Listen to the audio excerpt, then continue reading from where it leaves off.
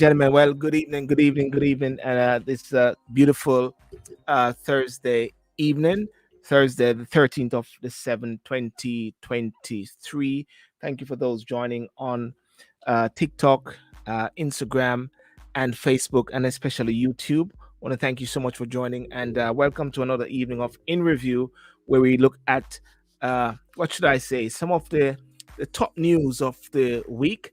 But of course, I say, what's your news? What's your news?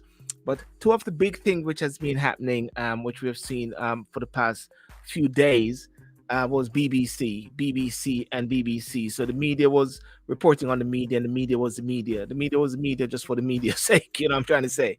And but something very powerful happened even today regarding the public sector workers, where the prime minister made some announcement regarding 5 to 7% increase to public sector workers, about 1 million of them, billions of pounds. And big question is, who is going to fund it? And will there be interest rates? That is something they always talk about, because every time money comes into the system, the big fat guy with the big belly, that is Mr. The Bank of England governor, want to take the money back away. But hey, let me just bring in my guest right away. Garry, how are you doing, sir? Good afternoon, good afternoon, good afternoon, good evening. Good evening, man. I don't know which part of the world you're at, but I'm in it's good evening. Ocherous, Jamaica. You know what I'm trying to say? Okay. It's my dream. I Tyrone on Instagram. Let me just bring in the gentleman who's always the truth.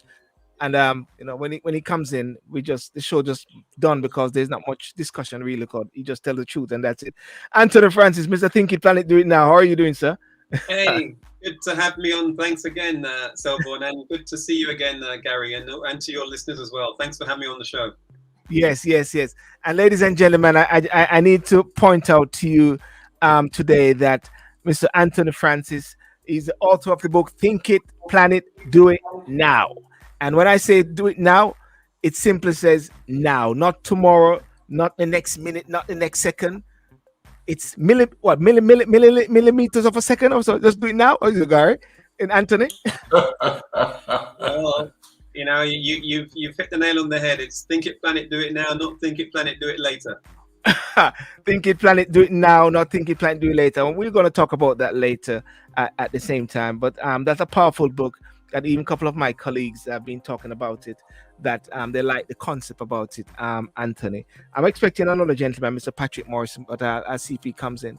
But anyhow, listen, this week has been a mammoth week, and I'm torn between what to speak on first, and I think I'll just quickly just deal with the BBC out of the way, because it's like just to touch base with that, just to say we touched it. But really and truly, I don't see a big thing to get into too many depths. I don't know if you guys think, but Anthony, this whole thing regarding BBC this week, and with you, Edwards, and the big palaver, they would say, in regards to who is this BBC presenter in when he was undertaking or doing some private thing or whatever. What's your take again? Was it a distraction? Was it necessary? The whole hoo-ha? Well, personally, I felt it was quite distasteful. You've got somebody in their private life who remains private, is not doing anything, which is affecting anybody else. There's been no criminal charges brought. Nobody's actually come forward and complained.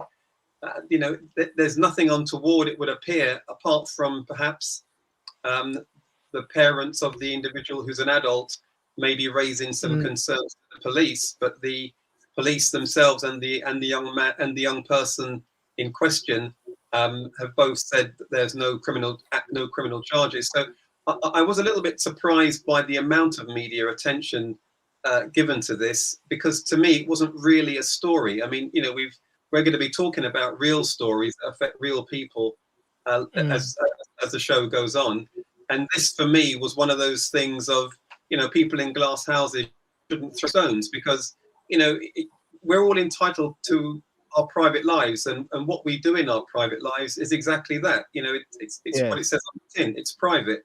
So for me, I feel that Mr. Edwards has been unfairly treated. He's been outed for really salacious gossip, and people sort of maybe going, look at that. I didn't think something like that. He'd be doing that. But interesting enough, Sylbourne, I'd just like to also add on this story. There's another story that came out today about footballer Dele Alli. And Dele Alli has revealed that he was abused when he was a young boy by a family member, and he was in rehab. And the only reason he's gone public this afternoon with Garry Neville and actually explained this to people is because the media were going to put out a story that he was in rehab.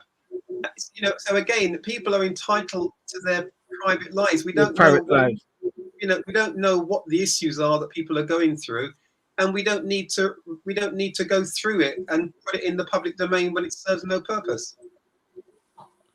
So in a sense, what we're talking about is somewhat distasteful, isn't it? Well, if I went through your private life, Sylbourne, or Garry's, or any of your listeners, I'm pretty sure there might be things in there in the closet that you don't want to come out. Now, that's just your personal private activity. Now, or it could be of a nature like Dele Alli, where he's undergone years ago trauma, and he's having to deal with that, and he's had to struggle to deal with it in the public eye, being that he's a Premier League footballer. And the media want to suddenly put a story out saying Dele Alli in rehab. Well, they're missing the point. He obviously was dealing with issues and wanted to do it privately. And Garry, thank you, Garry. What's your take on this whole thing? Well, see you, Edward. Well, I mean, let me begin by saying that it's great to have my friend and eminent colleague that I can again banter with over the ether. So it's great to have you back, Anthony. But I will agree with what Anthony has said. I think that if I can also add that the social media machine is an animal that is out of control. Hugh Edwards, okay, he shouldn't have done it. Okay, that's plain to be seen. He shouldn't really, I don't think, have been the one to be involved in anything like that. You see, the point that to me, the what is so wrong about the whole thing is that the public has placed him in a position where he can do no wrong. He is the anchor man, if that's the right word. He was on the television every day, and so the public had a particular persona about him. Now he seems to have done something that goes against public opinion, and who brings him down? Again, it's the social media, or even the public is disappointed with it. In regards to the Premiership footballer, the only way he could defend himself is to come out before social media again. I mean, he shouldn't have to do that. He had to go in because of a private situation which was unique to him. He wanted to look after himself. Social media now gets hold of that. They don't look at the good probably that he has done. They don't highlight the good areas of his personal life. What they look at is the areas that they can destroy him. And when we look at what social media does across the board to anybody for that matter, as what Anthony would say, or had said before, it's really not fair that individuals have to come out before, if they get wind of it, because probably if it was myself or you, Sylbourne, or you, Anthony, I don't know, probably we wouldn't even know that social media is going to come out on anything with us. We would just have to bear the brunt of it and then fight from the standpoint of what is it called? It's damage limitations. What about the fact that the BBC is like a public body, and there's the onslaught in the past of Cliff Richards, whereby they're trying to keep things kosher until it is known, and then at the same time, Jimmy Savile's, whereby the BBC has been stained by that, and people are saying, "Whoa, is something going to be big?" But or what you're saying, Anthony, is irrespective of that, it's private. Well, look, I mean, with the other individuals that you've mentioned there, Jimmy Savile. I mean, there were criminal acts that had taken place, so Yes. therefore it was right to be put into the public domain, so that everybody was aware of what was going on by Jimmy Savile, and to support the victims in that awful case. I think what we have here is a situation where the person who's the alleged victim has actually said the whole thing is rubbish, and the police have conducted an investigation and found there's no criminal charges to put forward. So really, you have to ask the question: what was the purpose of the story? Because the Sun themselves have actually said that they didn't say there was any criminal activity taking place. So if there's no criminal activity taking place, what was the purpose of them publishing the story? Because you have to remember, like Garry said, once this information goes out on the media, you can't get it back. You can't suddenly pull back the story. It then circulates on social media like wildfire, and your name is forever tarnished by whenever they now search or do a Google search for those individuals. It will always come up with a reference to this particular story. So the person's reputation has been tarnished. Yes, and it was all over TikTok. I mean, the picture was all over TikTok, even though the media said that the BBC and the employees all knew who the person was, but it was all over TikTok, and people were just talking about it really big time in a way. But the most important thing, what the Sun said, that's the end of it. It's like what you're saying, Garry.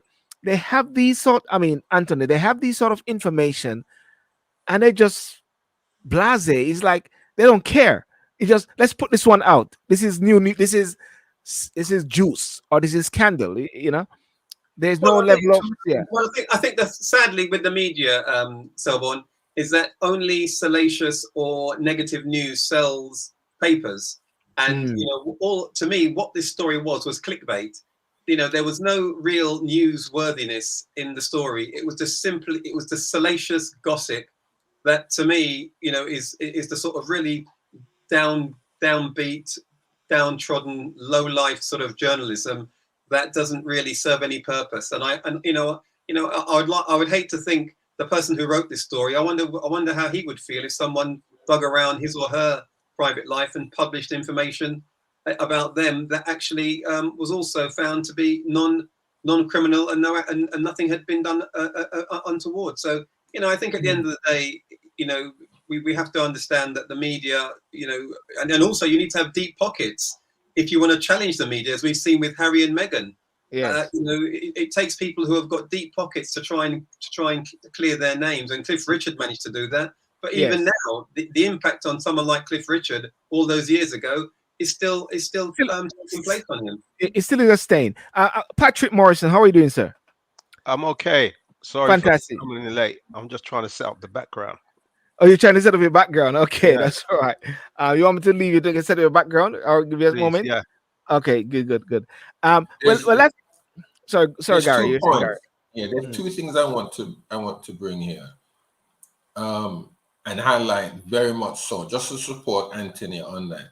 What was the reason for the Sun to have brought it up in the first place if there was nothing to report? I mean, that is how dangerous.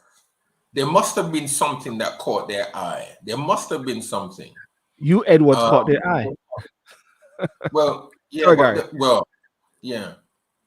But there must have been something for the paper to have done that, knowing what would transpire. The newspapers don't do anything knowing that nothing is going to happen, if you understand what I'm saying. They prepare themselves. Every story that they print, they prepare themselves for the backlash. And they must have known that if they did something like that, knowing that it was nothing, but something could come out of it. Probably that. Secondly, the BBC.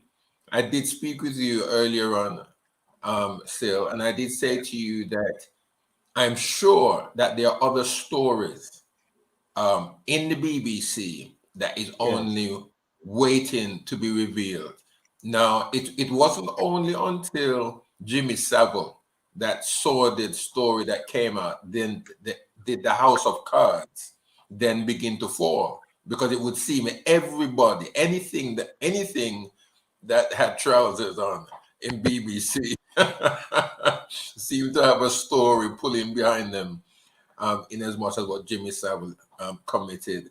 And then you had like Rolf Harris and all the other little celebrities that were coming through. Biggest, Barrymore as well. All these yeah, different persons. yeah, Barry. I can't remember who that is, but the point is that there is something inherently wrong at the BBC, and it stems from the top.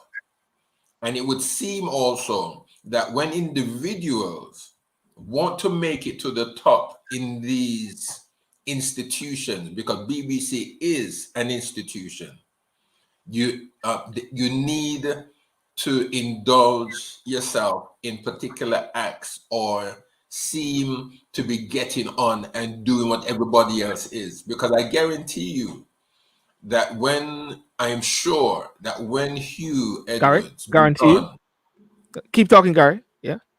that You- when Hugh Edwards begun at the BBC, that probably he wasn't like that, but because he wanted to move up just like everybody else, and there are reports coming out, of other younger men who are reporting that when they started, they were invited by certain celebrities at the BBC. Oh, come and have a cup of tea, or come and have a drink. Come to the hotel. Come to my room. So, Others, mm, some refused. Some went, and then years later or months later, they then come out and say, "Oh, I was abused by this yeah, individual or by that individual." So there seems to be a problem at the BBC, but they won't get rid of it. yeah. They won't. Let You know, Okay. Okay, I'm not gonna stay too long on this, but Patrick, I don't know if you want to hi, Patrick Okay. Morrison. How are you, Patrick Morrison? Introduce Okay, you thank to you. Anthony Francis and Gary Graham.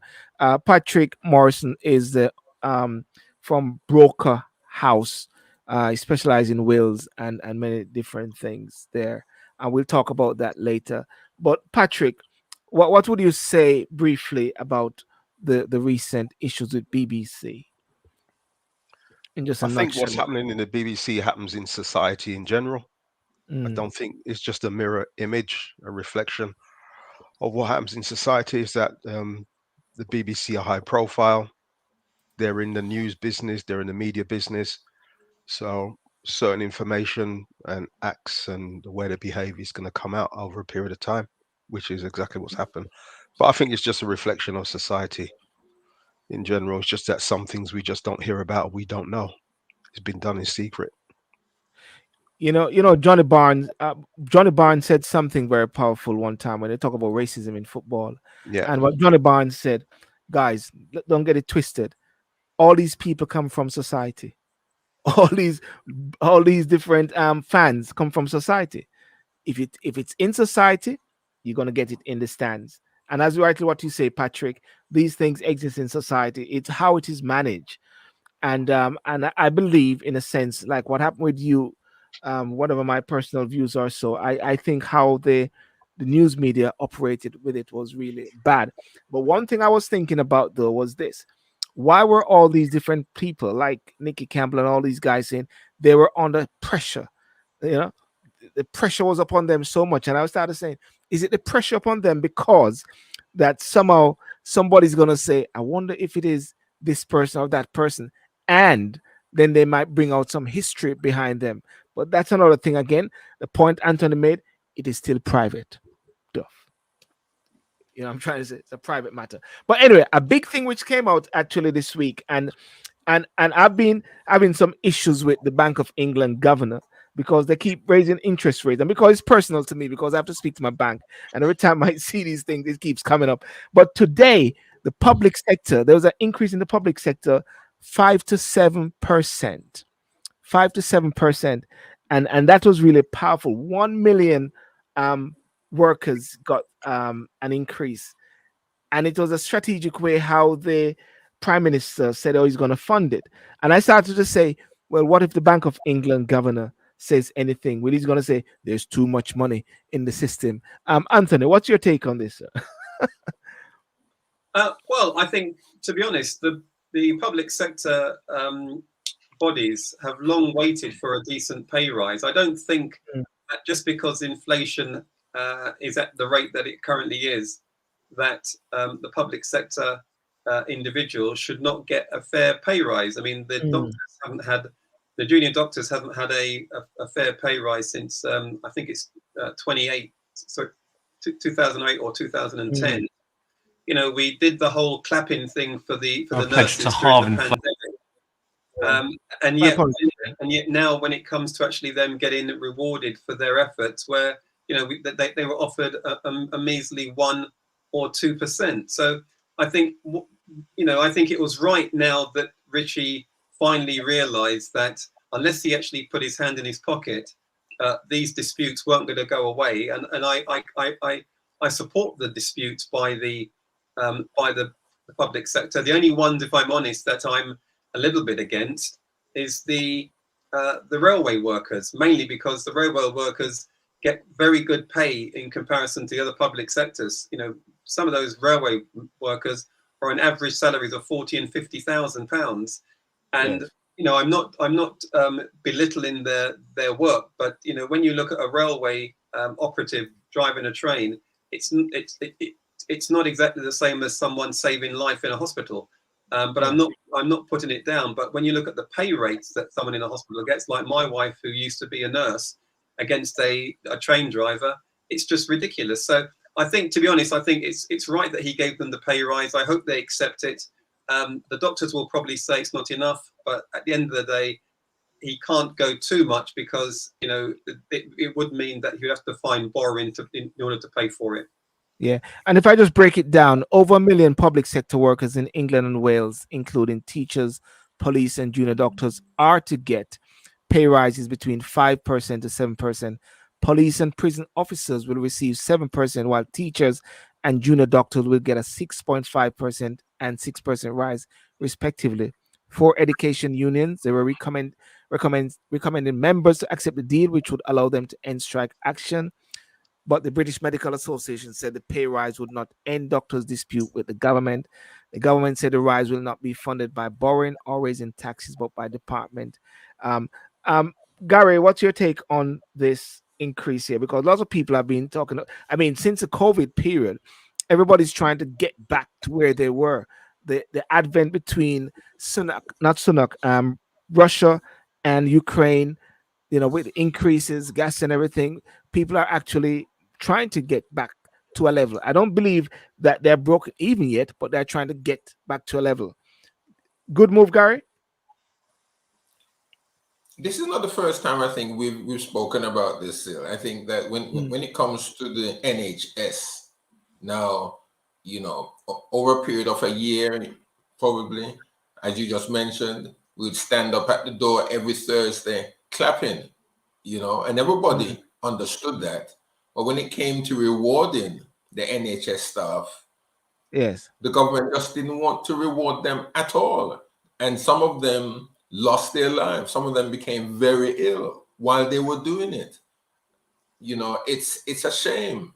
Now, I think at the same time, under normal conditions, because I think this is abnormal times. I don't think this is not normal times at all. Yeah.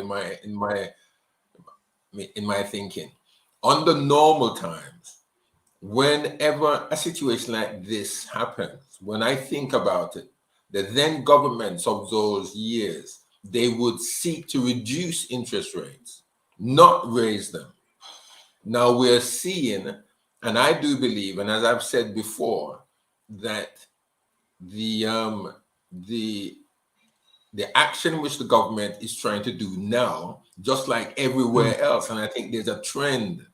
There is a trend, if you look carefully and listen carefully, even in other economies, of what governments are trying to do. They're trying very much, in my mind, to control the little man or the middleman. The little man or the middleman, you know? I think that they're trying to control us. They're trying to squeeze us into a position that will then allow them to bring even tougher austerity measures into society, so as to break us. I really believe that there is absolutely nothing that will convince me of what the governor of the Bank of England is thinking of doing. For him to want to raise, even if he's talking about it, but I don't think what they're doing is trying to help us at all. They're finding money for the Ukraine. Yes, all of these £1 million of monies for the Ukraine. They're spending also on for flying people to Rwanda and fighting through the courts to get them there. That's money that's being wasted. That's money that's being wasted. Why are they doing all of these things? And it's not benefiting the UK population at all. Let's thanks for that. Let's go to Patrick. Patrick, what's your take on this, sir? Yeah, I agree with Anthony and Garry. I think we all have a degree of sympathy with the NHS and the work they've been doing, not just during COVID, but before COVID. I think you'd think twice about certain other public sectors receiving a pay rise because of what we may have suffered from in the past at their hands. But at the end of the day, I think a public sector pay rise is due, especially for certain sectors. With regards to the interest rate rises, I'm wondering, and I'm agreeing with Garry, it's squeezing the middleman and the people that are self-employed, people who are at the lower end of the scale, because I don't see this affecting property prices, especially in the southeast of England, because property prices are holding their price. If anything, prices might be increasing slightly. Houses are still being sold. Properties are still being rented. Landlords are putting up their rent, and the tenants have to find that extra money to cover the rent. So I'm wondering, why are you increasing interest rates, and who is this really going to affect? Where's the impact going to be felt? It's not going to be felt by the people like the governor of the Bank of England, people in manufacturing, people in import and export, people are trying to run their business. Interest rates on loans and credit cards are going to go up, overdrafts are going to go up, so people are going to feel the pinch, especially when fixed rates are going to be a lot of fixed rates. Mortgages are going to end next year. That's very interesting. Anthony, this 1 million amount of people who have received a lot of these increase now, normally and naturally, the Bank of England governor normally comes out and say, actually, we're getting so much money in the system, so much money is in circulation, there's so much purchasing power, we're going to increase interest rate to try to squeeze it. Does that make sense? It does not make. I mean, I'm not an economist, and and that's the first thing I'll say, but it just doesn't make sense to me. It keeps happening, and I'm not fearful, but I just sense he's going to come out with something like this very soon, in the next few days. Well, I think we have to just sort of break it down into two parts here. First and foremost is that the governor of the Bank of England is independent from the government. So the Chancellor Jeremy Hunt can't dictate to the governor of the Bank of England what the rates should or shouldn't be. And and actually, if I'm not mistaken, I think it was a Labour initiative that separated the governor Gordon Brown. Yeah. So therefore, Labour can't say anything here. So all the Conservatives have done is they've continued it. Now, in terms of what he's trying to do, and you're right, I think you just touched on it, a number of other European and Western countries are fighting the same inflationary issues, which have actually arisen from the war in Ukraine, and and the cost of living crisis, the heating, etc. I don't necessarily agree that there's a war or this sort of trying to squeeze the middleman and then bring in more austerity, because that would serve no purpose. The governor of the Bank of England and the chancellor need people to spend money in order to generate taxes so that they can fund these things. So actually, making people squeeze and not having not being able to actually have any purchasing power, there's no benefit to them whatsoever. They need the economy to be strong in order to generate the taxes that they can then go and use to pay for increases in pay awards or whatever they're doing. Yes, you're right. They have found money for the war in Ukraine, and they also found money during the pandemic and spent billions and billions on wasted PPE. We all know the story around that.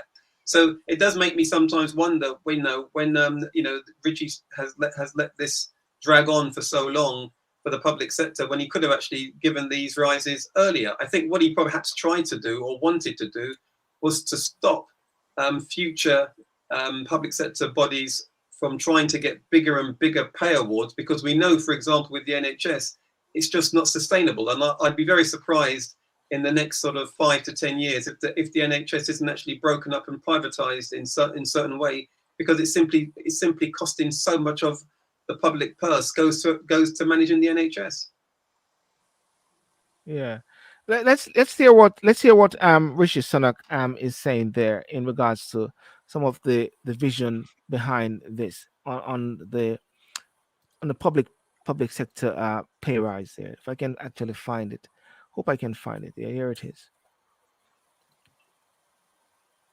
Will you acknowledge explicitly that a consequence of your decision will mean cuts in the budgets of some key public services, and explicitly on schools? Given what you've just said about schools, where is the money coming from? Where is the money coming from? As I said, it's one of the most significant we've had in decades, and it is costing billions of pounds more than the government had budgeted for, and that has consequences. If we're going to prioritise paying public sector workers more, that money has to come from somewhere else, because I'm not prepared to put up people's taxes, and I don't think it would be responsible or right to borrow more, because that would just make inflation worse. So what we have done are two things to find this money. The first is we're going to increase the charges that we have for migrants who are coming to this country when they apply for visas, and indeed something called the immigration health surcharge, which is the levy that they pay to access the NHS. So all of those fees are going to go up, and that will raise over £1 billion. So across the board, visa application fees are going to go up significantly, and similarly for the immigration health surcharge, for migrants who are coming to this country legally, they have to pay a fee to access the NHS, to contribute to NHS care. I think that's entirely right.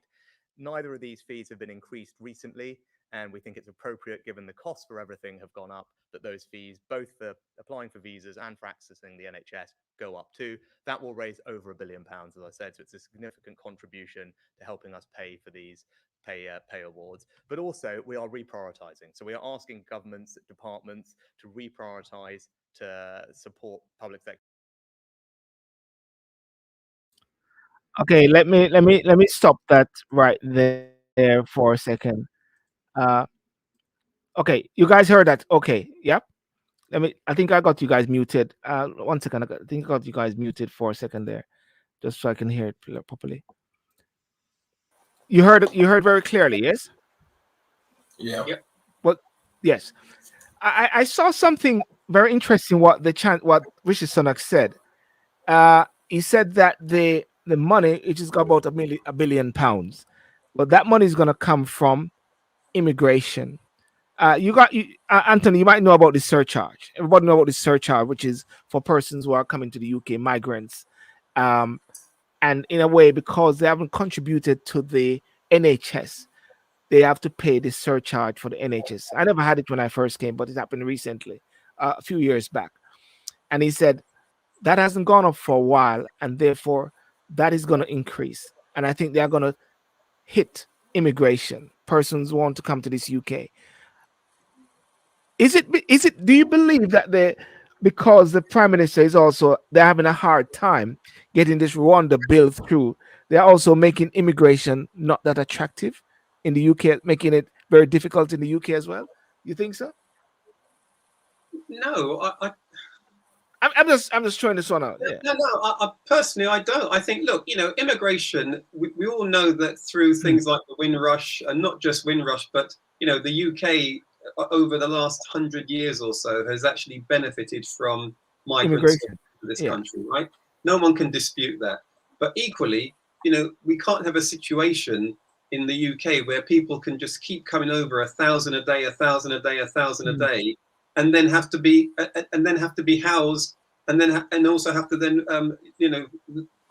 use our NHS, use our facilities with impunity. I mean, who's paying for all this? I mean, we've got people ourselves, young people. My children are slightly older, but when they were young people, they were looking for flats back in the days in the 70s and 80s. You used to can get council flats. Now those things now are long gone, and they're long gone because our population has increased significantly. And if we have people coming in overseas, at the rate that we have, where are they meant to go? We already have a housing shortage. Where are we meant to house these individuals? And I'm not saying that we shouldn't try and do our bit like all the other Western countries and actually support migrants who are being displaced for no reason of their own. But for people who actually are coming over here, who are already, for example, based in Calais, and then they're already in a very prosperous country like France, but they choose not to stay there because France do not give them the same benefits they would get in the UK. That's the reason why they come here.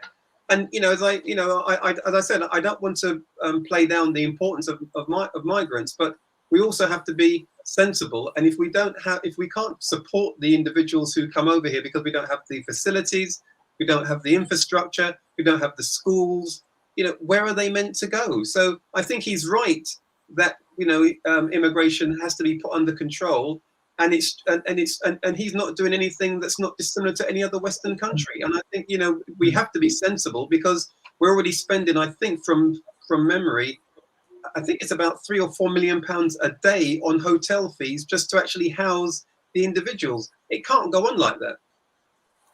Someone said on TikTok that they have already contributed to the economy greatly, and in regards to immigrants to a certain extent, it is like they're going to be squeezed now, and I believe that is something which is going to be coming out in the next day or two as people actually unpick the way how they're going to fund it. Patrick, what do you say about that? Is that he's going to get that money from immigrants? That's what he's saying. That's what the prime minister is saying. I 1 heard billion. what he was saying. I mean, I don't know the difference between a legal immigrant and an illegal immigrant Yeah. because he turned around and said that he's going to get the money from legal immigrants, and it's going to be they want to raise £1 billion from that and for the surcharge. So access to come into the country as well as the surcharge. Now, Anthony said that these people in Calais and various other places, I don't know whether those people are illegal immigrants or illegal immigrants. What's the measuring point? Because even when they come here, sometimes they're placed in holding cells and holding centers, which is costing us money to house them. So stopping them from coming in the first place, raising the cost, and also what is the measurement? What's the barrier? How do you measure someone that's an illegal immigrant or illegal immigrant? Those that are coming from deprived countries, war-torn countries. What geographical area are we talking about when we're talking about legal and illegal immigrants? It's interesting. And someone just said he mentioned both of them because, like, the legal immigrants are those who are, what should I say, economic migrants, persons who are expatriates or whatever like that. They come here and they want to use the NHS. I know a couple persons who got their stay in this country and they got to go through a 2-year period, and they keep crying about this surcharge which they have to pay. And one person was saying, I'm paying tax at the same time, but they still have to pay the surcharge. And now that surcharge is going to go up because, as the prime minister said, this hasn't gone up for a while. So I believe they're talking about the migrants which are legal. As for the illegal ones, I mean, I don't know where they're going to get money from, because it's the government who is actually subsidizing the illegal persons at the same time, isn't it? But what constitute a legal immigrant or illegal immigrant? Is it the papers? Is it the way they submit their application? Or does it depend where they come from and the reasons why they're coming? I don't Yeah. know. I have no experience of dealing with immigration. Well, as someone said, legal immigrants are those who come for work and skill visas, those who come legally to study, and they also bring their families too. So therefore, I know people will come to this country, even nurses, doctors coming from Jamaica, teachers. They that come in, they are legal. Now they are going to come with a cost. The cost, of course, for their visas to come to this country, and then the surcharge for the NHS, because we know with the NHS, I don't know how they do it. If when people go to the NHS now and they are migrants or so, and they are not stay, are they? Is there? Do they stop them like in America to say, "Can you show me your papers"? I don't know if that is what is happening. Well, come on. I mean, let's just be clear. I mean, it's not just we always use America as the boogeyman here Yeah. for things like medical, but it happens in the Caribbean. It happens in all European countries. That you can't just go and use their facilities for free. I mean, I was in the Caribbean, not too long ago when my other half wasn't well, and before we could even see the doctor, we had to pay the $10. So it's nothing new to have to pay for the facility. So I think I agree with Patrick. What is legal and what is illegal? And I think one of your listeners has already pointed out that legal migrants are those who are students, those who we asked to come over, for example, in the certainly for doing like to pick our produce and things like this, where we can't get our locals to do the work. And fine, so they need visas, work visas to come in and work. So as long as we can manage those and we know who they are, I think it's really the illegal ones who, like the boat ones. I think, that's certainly the media has really blown those up ones out of proportion. But clearly, if there's 1,000 people or so coming over every day, that's 5,000 a week. That's 20,000 a month. Where are these individuals going? And and they can't all go in hotels. We can't be paying 3, 4 million, 5 million pound a day to house people. I mean, personally, I would simply say if they came from Calais, they go back to Calais. It's not sustainable. It is not sustainable, No, and it's not we can't do it. So that's the reason why immigration people. Sadly, both Labour and the Conservatives and the Liberal Democrats, nobody wants to say the word that we simply can't take any more people in. It's like the NHS. Nobody wants to say we have to privatise the NHS. Nobody wants to say that word. They want to keep on pumping money and all the rest of it. But the NHS will be broken up in the next 10 years. It can't sustain itself. Garry, what's your take on this? I know you have your views from long time. We talk about Rwanda, and you said let them come. Yeah.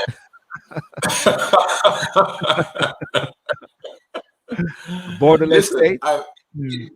It brought a smile to my face when I heard Rishi talking about whatever he was talking about there. You know why? Because he's an immigrant. He himself is an immigrant. He's an immigrant putting laws on those of immigrants just like himself. I mean, it's just I hear what Patrick and Anthony said, yes, and I agree. The NHS is going to be broken up. It can't manage. We all know that the NHS is not the NHS of 20 years. It's not the NHS of 10 years ago. It's certainly not the NHS of 50, 60 years ago when we were children. It's completely changed now. Things have just gone downhill as far as the NHS is concerned. Immigration, I mean, that in and of itself,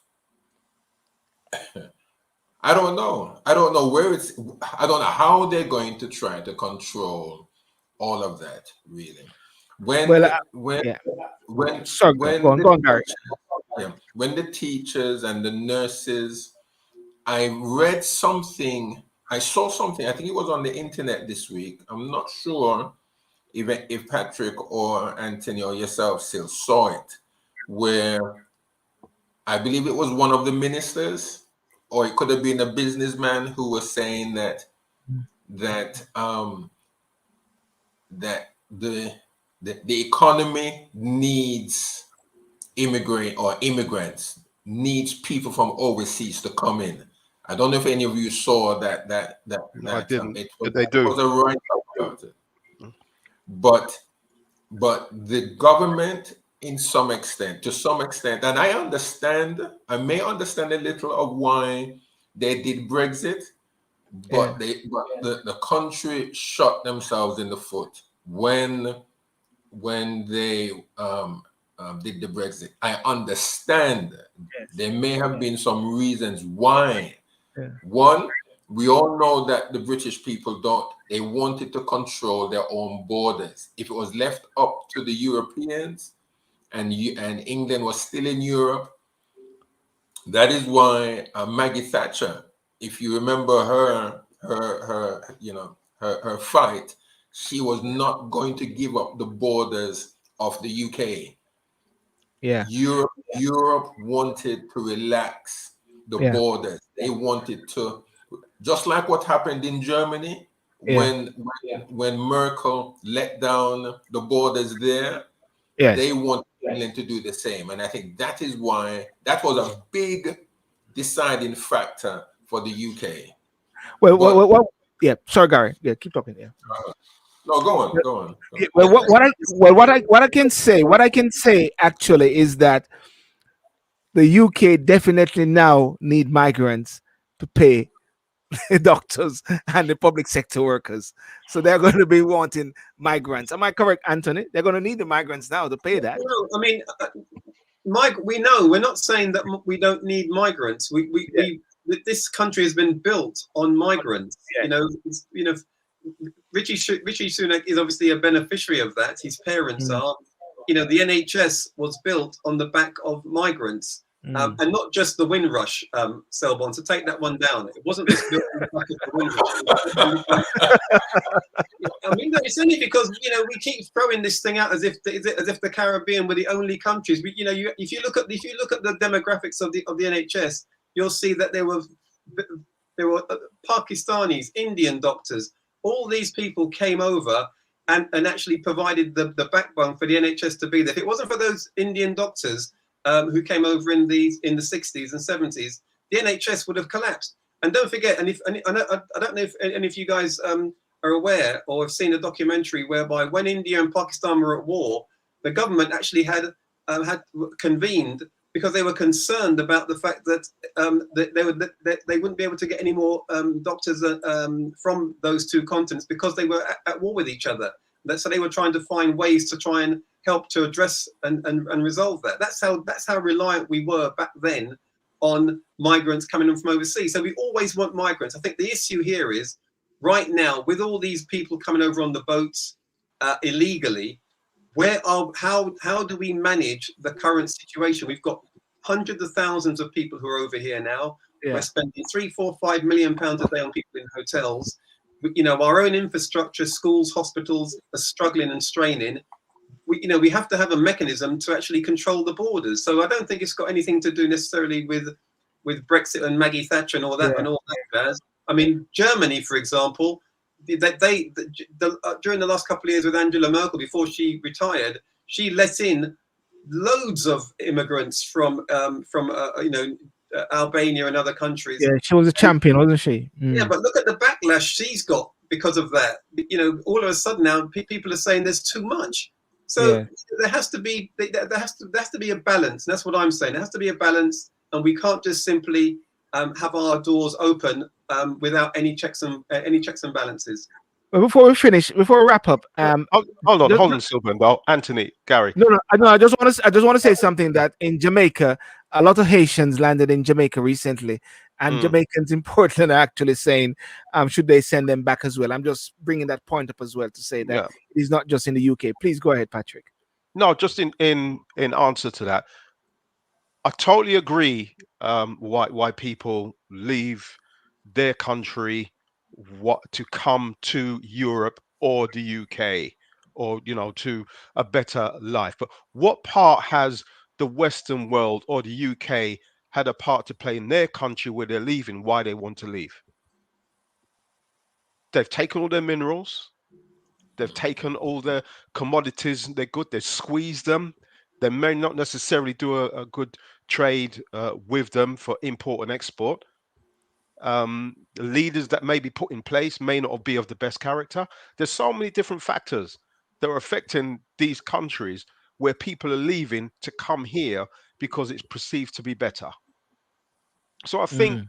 that the West, so called the West, has something to answer for. Because if you want to stop people coming, then, from my point of view, I'm looking why they're leaving, where they're leaving to come here. And why here? Why the West? What part has the West played in their country to make them want to leave their home? Why is the war starting? Why is there a lack of standard of living? Why does the grass always look green on the other side of the fence for them compared to where they're coming from? I can't answer that question. I'm not coming from where they're coming from. I don't feel the pain. I don't feel the injustices that they feel to the level that they feel it. But there must be an answer there somewhere. So you're widening the debate there, Yeah, I Patrick. know. At I the same know. I time, threw a yeah. spanner in the works there. I don't know the Mm. answer, but you know, my parents left Jamaica because they were asked to come, and also the perception they had before they come was that England was paved with gold, the streets were paved with gold, and all that sort of stuff. And when they came here, it was a totally different story. But they made it work the best way they could. People are coming to this country in the West for who class as legal or illegal, because they want a better life. They want to increase their education to make themselves better, to go back to where they come from, or to stay to make their lives better for themselves and their Yeah. families and their loved ones. But why are they leaving their country? But they're coming to the UK. Yeah, It's like they're going back for the minerals. I want. Okay, that's a good point that we can pick up another time and look at it. But there's something I want to just deal with before we go, though. About the 10 o'clock. We talk about the crisis. We talk about the interest rate. We talk about the people are getting 6 or 7%. What if they don't get the 6 or 7%? What are those who are struggling? What are some of the ways how people can weather the storm? And I'm going to put that to Anthony. I'm going to put that to Patrick. What are some of the Wow. ways now that yeah. people can actually weather the storm? How can they create wealth, or some of the thinking that they need to have at this time? Because as you are Anthony, a very practical person, we can't moan and expect Master to give it to us. What would you say, Anthony, are some of the things in Mr. Think It, Plan It, Do It Now? Let's go straight into that. Well, I think people have to cut their cloth accordingly. I mean, let's take mortgages for example. I mean, my daughter's just recently 2 years ago took out a fixed rate mortgage, and what she's now doing. She obviously realizes that in the next couple of years, her fixed rate is going to come to an end. So rather than wait until then to start looking around, she's now saving, a certain percentage each month in a separate account, in order so that when time comes, she'll have the additional funds to be able to support her when the rates increase, because she knows now that what they were 2 years ago when she took them out, they won't be the same in 2 years' time when they come for renewal. I think people have to sort of look at some of their sort of commodity spending, things like mobiles, sadly things like TVs and all this sort of. When I say things like mobiles and TV, I'm talking about paid prescription stuff. What things can they cut back that aren't necessities? Because Yes. because what people now, in this current climate, the government have been helping with things like the gas and electricity. Yeah. But I think we have to take responsibility sometimes for our own situations, and if we find that our spending and our income and expenditure don't match up, what else can we do? Now, I'm not saying that everyone has to be an entrepreneur. I'm not saying that everybody can cut their cloth so fine that they can't even warm their property, or they can't find food to eat. But I think it may be, if I'm honest, back in the old days, we never used to sort of spend money that we couldn't afford. So people would buy things that they only had if they had the money for. I think nowadays more people tend to buy. In the past, have actually taken things out that perhaps they couldn't afford. I mean, if you look at mortgages, it used to be like 1 or 2 times your salary. Now, you know, Yeah. the properties that people are buying are ridiculous amounts. And also, people talk about cost of living crisis now, as your two guests, Patrick and Garry, will concur. You know, interest rates were 15% back in the 80s when I had my mortgage, and we didn't get the sort of support that the government are doing now. So I think it's just a question now. People have to cut their cloth, look what they can actually save, and actually be prudent and cut back where appropriate. Yeah, That's I that. agree. It's going to be hard. I remember when mortgage was 15%, I used to ride my bike to work. You know, couldn't afford the bus pass. You had to pay your bills. Mm. You know, when our parents were here, you know, my dad used to rent out rooms. I'm not saying that we go back to that, but however you need to adjust, you make that adjustment, and it Mm. is going to be very hard for some people, and they are going to need some support. Um, However that support comes across, it's going to have to be tangible and realistic for people that they can actually witness the benefit to them Mm. on that. Because there's no point in, you know, I'm not having a go at Anthony or anybody else, but in my field and in my work, sometimes you've got to make the you've got to link the theory with the practical, and you've got to show how that can actually be done. Um, and if you can create that link between the theory and the practical, then the customer or the person at the receiving end of it can actually make that link and then start to implement things themselves. And I think for a long time we've been relatively comfortable, and I've said this before, and now this has come a shock to the system. And there are lessons to be learned from people from the old days. You know, this country went through the wars in the Blitz, and they had to make adjustments to live. Can I just ask, can I just ask you, Patrick, and I'm going to Yeah, go back to Anthony. Can you break down your services there, because we couldn't bring it in, but you were into wills, and we recently saw where Aretha Franklin, when her son, when she passed away, they're yeah, fighting over property, and yeah, you sort of linked that in our interview, which we did an interview with Patrick, and you need to watch it on my channel, where wealth sometimes is missing by people not being very prudent with their wills. If you can just break down a bit of your service, and your details are all there. right. All right. Even though this is not a plug for me, I Yeah, like being but on here I'm and listening plugging to you. you guys talk. I'm plugging you. I think no, listen. I think Yeah, it's important when we talk about these things, as Anthony knows myself, that yeah, we give some solutions as well. Not just because sometimes we just talk about problem, but I believe it's very important that we show solutions at the same time, and that's what I want yeah, to come out. And yeah. Patrick, Well, yes. I work in a specific field called I'm an estate practitioner. So I advise people on wills, lasting power of attorneys, trust, inheritance tax, and document storage, probate, and insurance. And it's all about wealth preservation. That's my angle. That's how I approach it. And especially for our people, our generation, people from Black and you know, African communities, because sometimes financial education from that aspect is not always taught or spoken about or explored.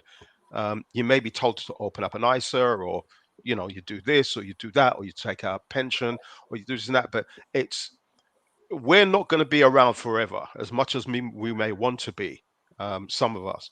So I think one of the best gifts you can give is what you have. Now, if that's in a form of assets, property, and monetary, then fine. But if you can pass on the knowledge, that's even more valuable. You can put them in the right frame of mind, put them in the right situation that can make right decisions and make the adjustments when the time are hard like this. And I think people are suffering because, you know, if you want to put it that way, it's lack of knowledge, lack of education, and then being able to apply it and put it into practice. Because when the times were good, if money was being put aside, like Anthony's daughter has planned ahead, is planning ahead, 2 years ahead, 3 years ahead. If money Mm. was put aside and that money was reinvested in some shape or form, I mean, the other day we were talking about, you know, co-op. How did the co-op start? How did the Mm. cooperative start? Yeah. Um, you know, it started in a time of austerity when this country was coming out of the war. I need to provide a service that people from working class backgrounds could get access to products, services, and amenities. And we're in the same situation now. We could be going into that situation. Not prolonging my conversation or my statement any Mm. further, but I think sharing our experiences and our knowledge is vital for ourselves and for the next generation to come. Yeah. Thanks for that. And and your details are there, ladies and gentlemen. You can reach out to Patrick.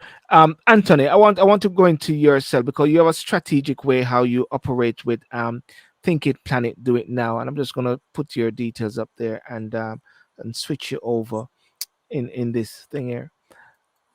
Yep. Yep. Nope. Yep. Well, Nope. I'd just like to Yeah. say what Yeah. Patrick, just before you put my details up, Yeah. someone, I'd just like to concur what Patrick had said. It's really vital that, we understand that those of us who do have some financial insight do share that information so that others can benefit from it, because it really is the foundation for people not being or not find themselves in situations that they find themselves in now. And I think, it's imperative that Yes. people are prudent about their finances. So it's really good information that Patrick was just dispelling there for your listeners. With regard to myself, I'm actually one of the beneficiaries of listening to advice from people like Patrick and others in the past, in that I was able to retire 5 years ago. And I did that because I was able to pay my mortgage off by applying some of the things that I've actually written in my book, Think It, Plan It, Do It Now. Obviously, now that I've retired, I'm a business leadership development coach, mentor, and author. And I help a lot of companies and individuals to actually sort of see how they can go from ideas to implementation by taking action. And also, what are the strategies and some of the processes they need to actually do to implement them. And my book is really for individuals who have ideas, who sometimes get weighed down by procrastination and distractions. And it allows them to sort of go through a really easy process of actually taking their ideas, deconstructing them into actual plans, and then actually coming up with the mindset of how they can actually then execute them successfully so they can actually achieve their goals. Yeah.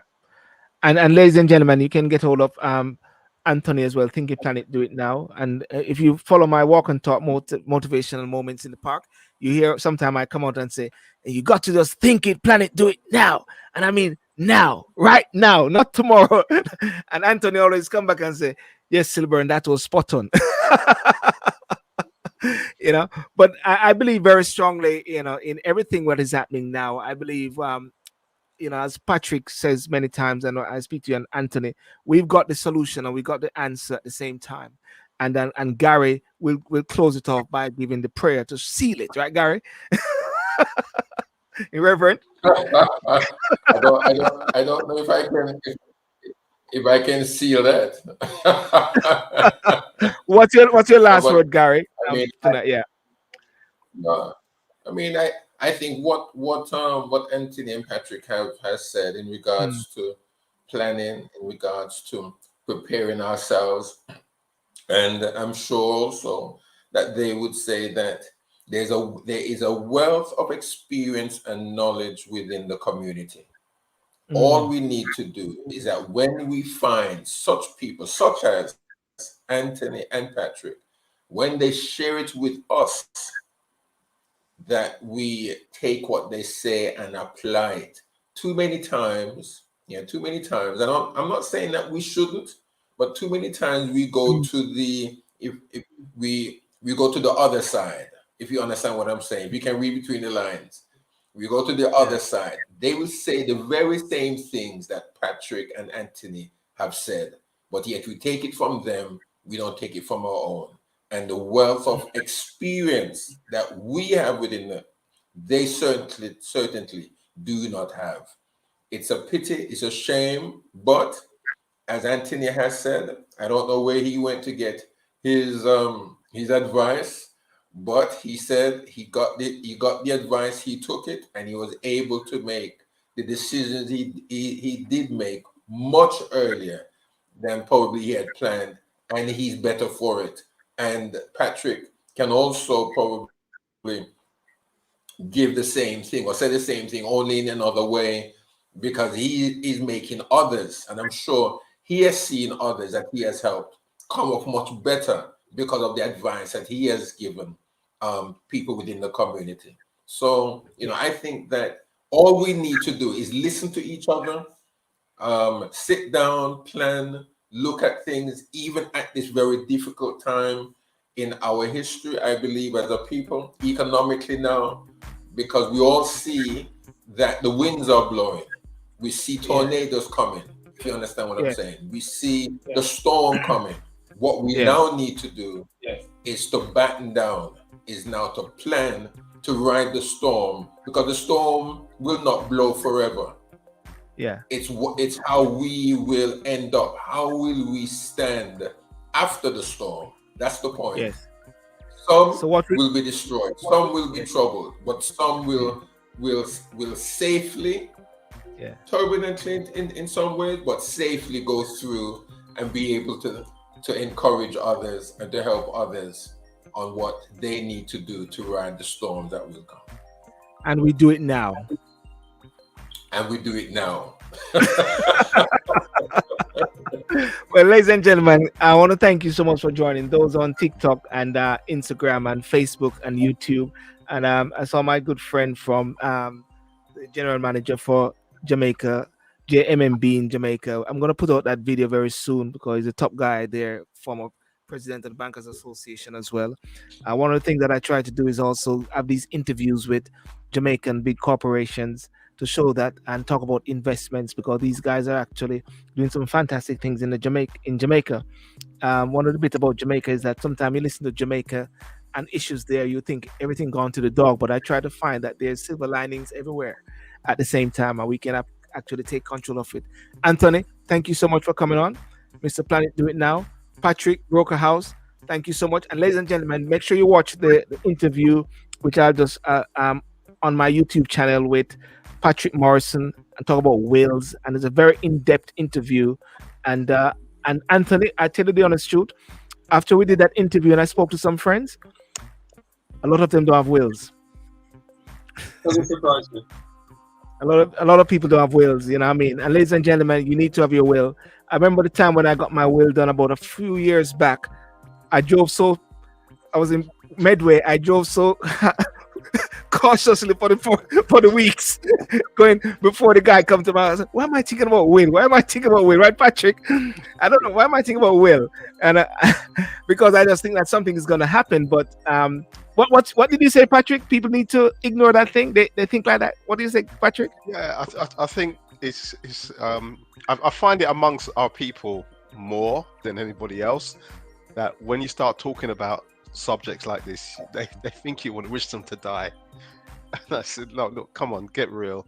We're not living in the 1800s and the 1900s. Now we're living in 2023, and the reality is that certain things need to put in place because we live here in the UK, and they have certain laws of succession.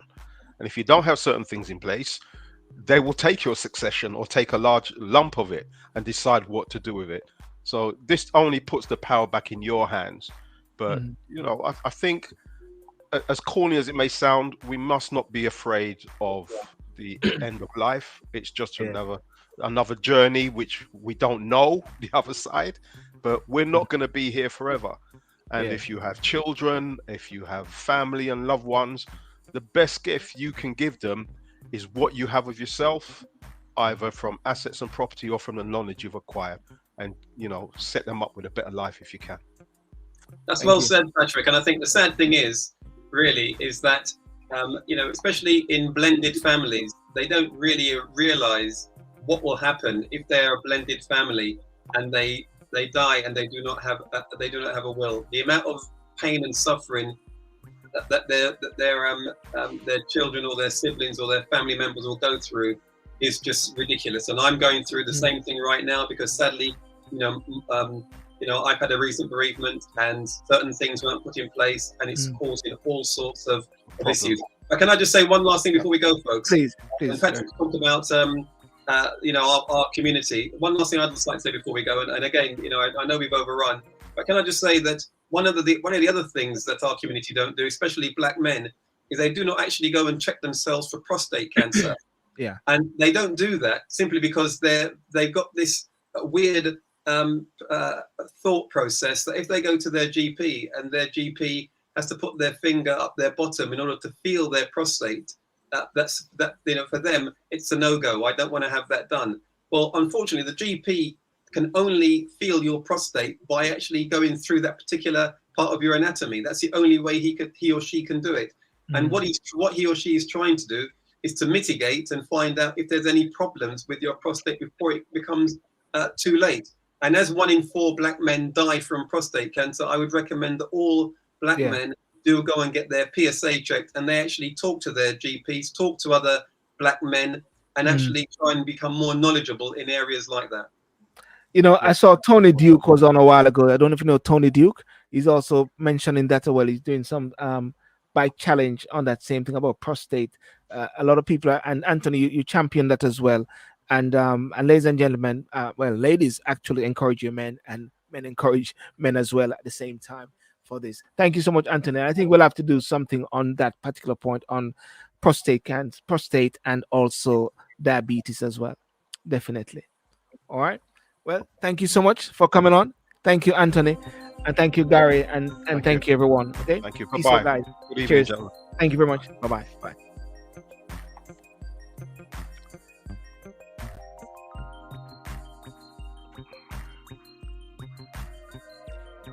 Okay, ladies and gentlemen, well, thank you so much for joining tonight, and those on Instagram and those on Facebook, of course, or those on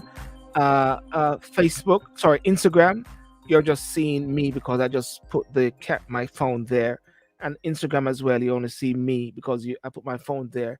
However, if you want to join the show, you need to go onto the YouTube channel, which is Sylbourne TV, and you can see that. If you want to come on and be a guest and have something you want to share, there's a link which I send out where you can actually come in the show and you can actually participate and share your knowledge. Share knowledge is important, even though I talk about what's big news, but I try to find some of the key solutions as well at the same time by gentlemen or ladies or whatever who can actually share and give something. Just like Anthony came on tonight talking about Think It, Plan It, Do It Now, which is part of his brand. And I've shared that book. I've done my interview with Anthony as well. I'm doing my best at the same time to be a facilitate the process. Think It, Plan It, Do It Now. The Go-Getter's Guide to Success. Let me spend some time on that. The Go-Getter's Guide to Success. And to get the book, it's on Amazon, and there's the website, thinkitplanitdoitnow.com. thinkitplanitdoitnow.com, and you can get the book right there, and Anthony can also sign the books for you as well if that is what you want. And that is in regards to the book. And the second thing that we have is Patrick Morrison, who was on the show earlier. Patrick Morrison is from Broker House Limited, quality service you can trust.